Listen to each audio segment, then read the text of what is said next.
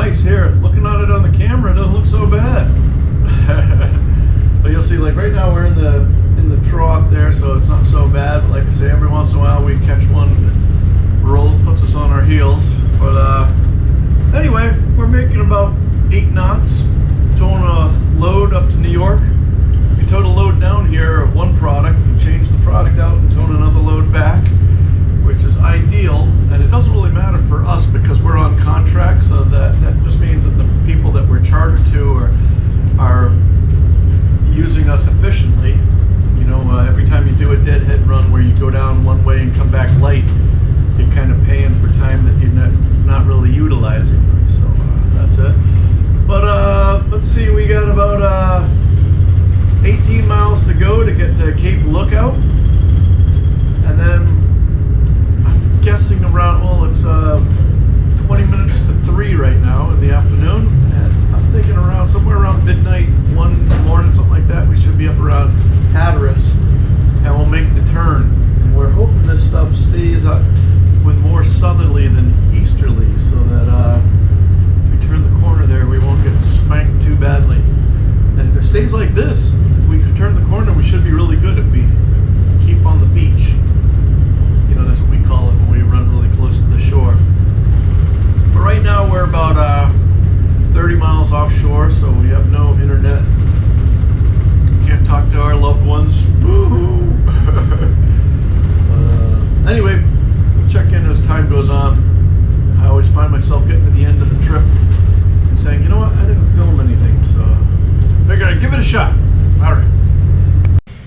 Hey guys, it's Tim coming to you from real time here down in Tampa, Florida, and I just want to stop the video for a second to say, whoever the Secret Santa is out there that hooked us up, really appreciate it. I'm not going to tell you what they got because all of you guys will probably claim that it was you that sent it. But whoever you are that's out there, I thank you so much. And if any of you guys are overwhelmed by the generosity of the season and would like to help out and be forever remembered in time with Paquita, I'm going to put a link in below, and you can go to Paquita's wish list. There's a bunch of stuff that we have to get for her refit and get her ready to go. And if you'd like to be a part of that, we'd love to have you over there. And in any case, we want to make sure that you have a wonderful, safe, and happy holiday. Back to the show. Well, it's 24 hours later. We are around Hatteras. As you can see, the conditions have improved wave-wise, but our visibility is severely reduced. Show you about, take a walk outside here in a minute. We're running for New York. We got about a day and a half to go. It's shut in pretty tight here. The good thing about the weather like this is because the wind's not blowing, we can really crank up the radars. If you look over here, you'll see a little shadow that pops up, and that's a reflection of the barge bouncing between the tug and like that right there. Right, like the radar dialed up enough so I can almost see some wake, which is good. You see some rain coming in on this one at 6 miles over here, 6 mile range. But we're moving right along. So we have the automatic fog signal going here, and it gives our towing signals automatically for us. And here's a little trick for you. Somebody taught me this a while ago when I started out, and it really made sense to me. You're required to use fog signals during the day, meaning auditory ones, and I mean not during the day, but during times of reduced visibility. And if you don't log it, you might as well not do it. So when we start using the fog signals, we enter it in the log as sounding fog signals, and then once the fog lifts and we shut it off, then we switch to we make another log entry saying secured fog signal. Because if anything ever happens, you don't want to say, oh yeah, I had it on. This way we have a legal time, date stamp in the electronic log of when we started sounding our fog signals. Here's a shot outside. You can see it's pretty thick in here. Somewhere back there is the barge. I can't even see it. That's it. I want to get in before the horn goes off. So I really should have shown this earlier. This is the entrance to the Chesapeake Bay. See, this is a traffic separation scheme. Inbound here, outbound that way, and then they have another one up here. And as I turned across out here, outside the Chesapeake Bay buoy here, these three ships all started changing speeds to get all in position. And this is something that AIS has really helped us out with, because I can just click on one of these and it will show me right here that in about 18 minutes our CPA, or closest point of approach, will be about a mile away. So that's good. They're gonna pass ahead of us. This guy right here had slowed down to half a knot to let this other guy get in front of him. You see, in about 15 minutes, our CPA will be about a mile and a half, and for a long time he and I were looking like 40 minutes away from being right on top of each other. But as we get closer, like I say, I apologize, I really should have shown this earlier, but I was kind of busy navigating. Everybody kind of does their thing. None of us have talked on the radio. We all know what we're doing. We're all looking at each other. And it looks like this guy's going to go in, this guy's going to go in, this guy's going to go in, and we're going to go right by everybody. So, but you might think that's interesting. Now as we get a little closer, a little bit of rain happening right now, but you can see that's the ship that was closest to us. That's the one going in, the next one going in. Fog's starting to lift. Getting better all the time. Well, it's another watch. We've got 221 miles to go. I'll show you what we're looking at out here. Let me take you outside.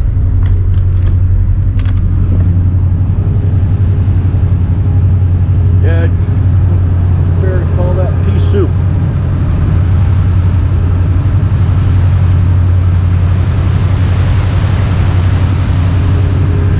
Shut right in.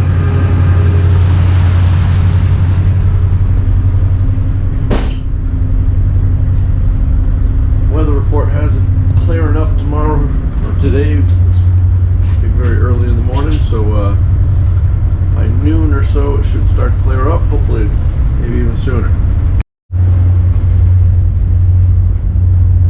So it's been about 4 hours since I talked to you last, and the conditions have changed.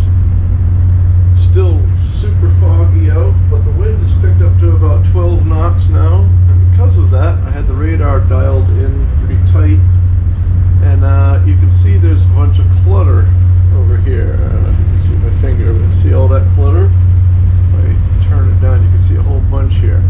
So I just wanted to go over again how you guys can tune your radar, and a lot of people use automatic tuning, and quite frankly I'm not a big fan. So if you know how to tune a radar, it's really easy. If you go to the gain on the radar, turn the gain all the way up, and then turn the clutter down, and you'll see all that big green that goes around there? You start turning the gain down until the outside of the green of the gain. Look, I turn the gain up, see that green haze? You take that down, and you can, that's like still there, so it's still on the outside, so you do it till it cleans up. And that's about as much gain as we can get. Then we start turning up the C clutter. Obviously, if you turn the C clutter all the way up, you run the risk of not seeing anything. This is at a range of 1.5 miles, and now you can see the barge behind us.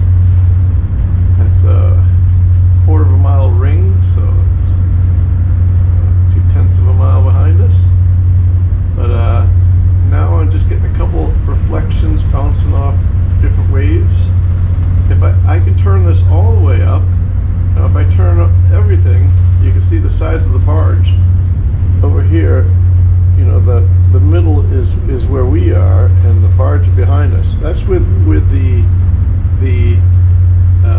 sea clutter turned all the way up. We can't even see the big barge behind us. So as I turn the sea clutter down, now the barge comes into view. And if I keep turning it down, you'll start seeing, now you can see the wake of the barge behind it. You can also see the waves that are bouncing off. So I'm going to turn it up just a little bit to try to, minimizing the wake behind the barge, but I'm minimizing the reflections.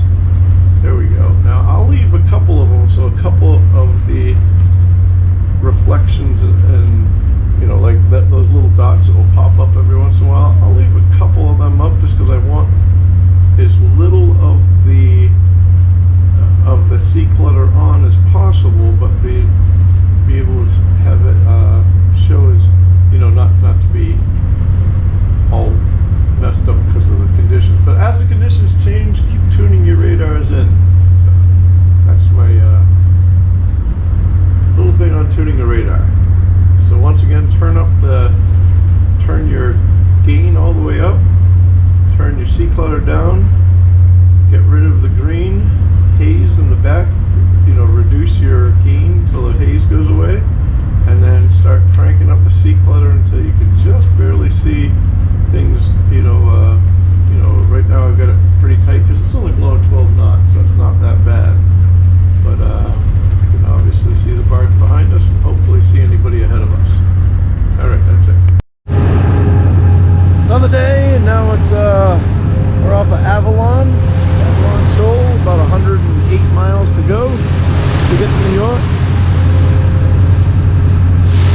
Still a little foggy and a little rolly. Every once in a while we get a good one rolling through right here, right now.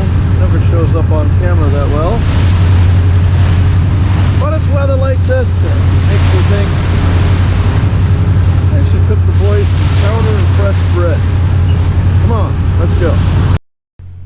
There are few things better to raise morale after being beat up for 2 or 3 days and rolly and not sleepy and everybody's kind of cranky, and few things that are better than a good meal. And the boys had told me they had caught some tautog, and that's a kind of fish, and I offered to make some chowder, and nothing goes better with chowder than some fresh French bread. So here you can see what I've done. I originally had some hot water in the bowl because the air conditioning gets kind of cold, and so I heat the bowl up with a little hot water, and then put just under two cups of warm water in the bowl that's already been preheated, a little sprinkle of sugar, not the sugar to taste, the sugar really to feed the yeast. And now what I've done here is put the yeast in, hydrating the yeast. And it's real important, especially on a boat where it's moving around. You don't know, this isn't my boat. I don't know how old the yeast is. And because, like I say, it was really cold because it was up north, and they keep this boat a lot colder than I keep my boat. And so it's important to do what they call proofing the yeast. And that really means that you're proving that the yeast works, that it'll, what I call blooming.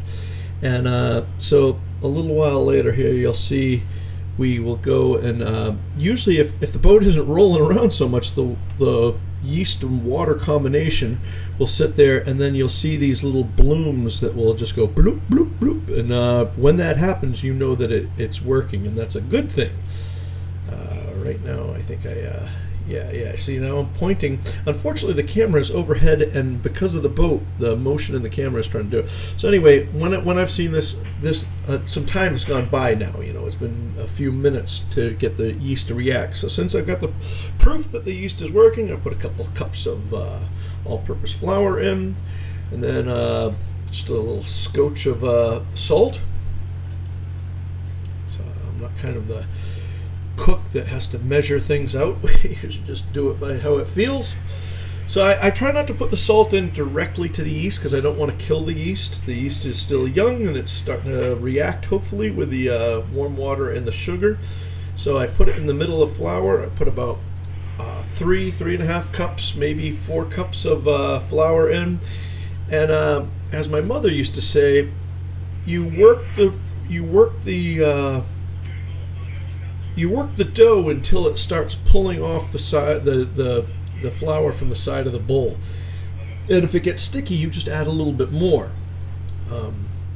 I'll give you a little tip here. I have in the past I've made a mistake of making my dough too dry, and it's not the end of the world when you do that. It's just I kind of like that crusty, hard, what you think of when you think of a nice French baguette, and so I want it to pull off. See how it's pulling the flour off the side there? That's what I kind of want. And so now I've got the dough to where I need it. I'm going to start to knead it with my hands, and this recipe actually involves two rises about an hour apart from each other, depending on how it works. So now, as I'm doing this with my hand, it starts to stick to the bottom of the bowl and starts to stick to my hand. So I keep adding a little bit of flour, but I'm trying to be aware not to add too much flour. And that's a really hard thing to get right. For me, I think it's one of those things that the more you cook, the more you bake, you'll just have a feel for it. And I think it has to do with temperature and humidity. So what works here might not work in Puerto Rico, and vice versa. But anyway. A lot of people wonder why we need bread. I don't mean like need it as a necessity, but this physical act of working the bread is called kneading. And maybe you guys that might know this better than I can, maybe you guys can explain it better to me in the comments. But I've heard that it has to do with, we hear people talking about a gluten-free diet and that sort of stuff. Well, apparently the gluten is the part of the bread that we really like, and it has to do. I've heard somebody talk about it on a molecular structure where the gluten strands start making everything stringy, and it makes that real doughy thing, and that's what makes bread so wonderful. So if you don't have a gluten allergy, then you're lucky, and then you just have to watch that you don't get as fat as I get. Now what's happening right here is the boat is moving back and forth. The camera is steady, but the accelerometers in the camera are trying to keep the camera straight, and that's why it's moving. So once I get it all kneaded together, I put a cover over the top, and now we need to let this dough rise. And a warm place to do that traditionally is in what we call the fiddly, and the fiddly is the what's known as our upper engine room. So I put on my headphones and head into the fiddly and find a warmer place, because like I say, they keep this boat really cold. And if you're wondering, not only are we in the Northeast, but we're on about anywhere from 50 to 80,000 gallons of diesel fuel, and that diesel fuel runs through the engine and is returned to the tanks. So when you're running 24 hours a day, basically 7 days a week, all that diesel fuel gets warm. And so since you're really on the top of a tank of diesel fuel that's heated, it's really important to have, or it's not really important, it's really nice to have a air conditioning, and so these guys have it cranked right up. Anyway, as you can see, the dough should be doubled in size by right now, and to tell you the truth, it wasn't as warm as I wanted, or maybe the yeast wasn't as active as I wanted it to be. It didn't quite double, but it did rise, so I knew that the yeast had gone. Here's our engineer, Crib. I don't know if you guys play cribbage or not, but cribbage is a great game. I think more people from the north play cribbage, but I think a lot of submariners and people in the Navy have been known to play cribbage, but great seafarers game. But anyway, here I am taking it out, and what we do here is I knead it for a little while, and really working all the yeast and all that good stuff, and lining up all those gluten strands or whatever they call it. And then I'll separate the dough into 3 different pieces. And you could do 2. When I made this last time, I made it with 2 pieces, but this time I wanted to make 3 pieces. And then we'll roll them out. I have a baking pan that I've put some tin foil on. You don't need the tin foil. I only do it so that the guy who's going to clean up after me doesn't have one more thing to wash. And we roll out the dough and then wind it up. And something my mom really tried to impress upon me when making bread, because my mom made all of our bread. We never had any store-bought bread growing up.